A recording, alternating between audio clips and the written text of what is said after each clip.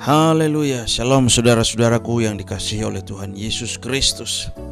Kita bersyukur kepada Tuhan kalau hari ini kita masih bisa menikmati udara segar tanpa harus membayar seperti kebanyakan orang yang sedang terkapar di rumah sakit. Berita pengharapan bagi kita di pagi hari ini adalah pengharapan sebagai pengikut Kristus. Firman Tuhan berkata bahwa berdasarkan pengharapan akan hidup yang kekal yang sebelum permulaan zaman sudah dijanjikan oleh Allah yang tidak berdusta. Sungguh ironis saudara-saudaraku yang dikasihi oleh Tuhan Yesus Kristus jika kita sebagai pengikut Kristus tidak mengetahui pengharapan yang terkandung di dalam Tuhan Yesus Kristus. Sebab firman Tuhan dengan tegas dan jelas telah memberitahukan kepada kita bahwa kita yang percaya kepada Tuhan telah memiliki kepastian keselamatan dan kehidupan yang kekal. Itulah yang dikatakan oleh Titus 1 ayat yang kedua, dan kita bisa bandingkan dengan Roma pasal yang ke-8 ayat yang ke-29 hingga ayat yang ke-39. Ini adalah pengharapan yang memberikan kekuatan bagi kita untuk menjalani kehidupan di dalam dunia yang penuh dengan kesukaran dan kesulitan ini. Saudara-saudara yang dikasihi oleh Tuhan Yesus Kristus, mengapa kita harus memiliki pengharapan? Yang pertama, saudara-saudaraku, orang yang memiliki pengharapan itu tidak akan khawatir akan penderitaan dan tantangan hidup yang ia alami hari ini.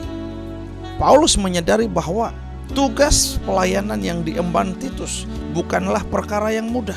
Mengingat Titus itu sebagai pemimpin jemaat, ia harus menghadapi berbagai ancaman dan menjaga kemurnian iman jemaat agar nama Tuhan tetap dipermuliakan. Untuk menghadapi semuanya itu, Titus diharapkan untuk terus melihat pengharapan iman Kristen di dalam Kristus, yaitu kepastian kehidupan yang kekal, seperti yang Paulus lakukan di tengah-tengah pelayanannya. Itulah sebabnya dalam bagian salam surat Paulus menyinggung pengharapan ini agar Titus mendapatkan penghiburan. Dan tentunya penghiburan yang dimiliki oleh Titus ini menjadi penghiburan kita juga sebagai pengikut Kristus yang hidup di akhir zaman ini. Banyaknya tekanan, banyaknya persoalan hidup membuat orang meninggalkan Tuhan dan meninggalkan pelayanan. Sehingga saya percaya lewat kebenaran firman Tuhan pagi hari ini dapat membangkitkan semangat kita, dapat mengobarkan pengharapan kita agar kita kembali kepada panggilan kita semula, yaitu melayani Tuhan dan pekerjaannya. Setiap kita yang hidup di bumi ini tidak hanya kebetulan. Tuhan punya rancangan, Tuhan punya maksud, yaitu kita dipersiapkan. Selama kita ada di bawah kolong langit ini, kita mempersiapkan diri untuk melayani pekerjaan Tuhan dan melayani Tuhan. Seharusnya dengan banyaknya tekanan membuat kita harus lebih giat lagi melayani Tuhan dan pekerjaannya. Sebab apa, saudara-saudaraku? Sebab kita sudah tahu bahwa hidup di bumi ini tidak ideal lagi bagi kita. Sehingga waktu yang singkat yang kita miliki harusnya kita mempersiapkan diri untuk nantinya melayani Tuhan di dalam kerajaannya. Yang kedua, saudara-saudaraku yang dikasihi oleh Tuhan Yesus Kristus, mengapa kita harus memiliki pengharapan? Karena orang yang memiliki pengharapan dalam Kristus akan terus memberitakan Injil kerajaan Allah. Apa yang membuat Paulus tidak berhenti memberitakan Injil? Karena Injil adalah berita tentang pengharapan kepastian kehidupan yang kekal di dalam Kristus Yesus. Maka Injil harus diberitakan dimanapun, kapanpun, dan kepada siapapun.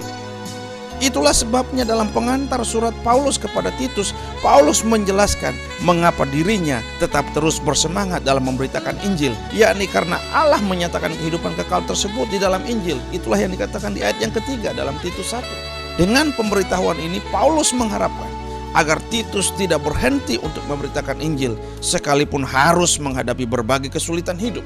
Lalu bagaimana dengan kita? Pagi ini pun diharapkan kepada setiap kita yang mendengar firman ini agar dapat menyemangati diri kita untuk terus berjuang memberitakan Injil kerajaan Allah.